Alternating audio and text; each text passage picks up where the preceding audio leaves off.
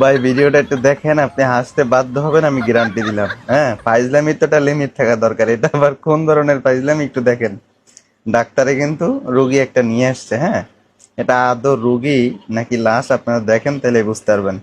Doctor একদম কাপড় টাপড় জায়গায় সবকিছু দেখা খাতার ভিতরে সিগনেচার করে, হ্যাঁ, চলে যাবে এখান থেকে।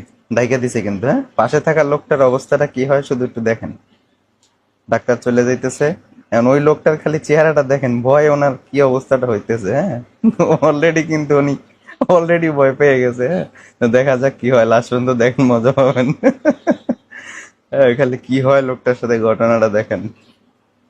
হ্যাঁ, দেখতেছি কি হয় আমরা অলরেডি কিন্তু পালারা দিয়ে ফেলাইছে রুগিনের লাশ।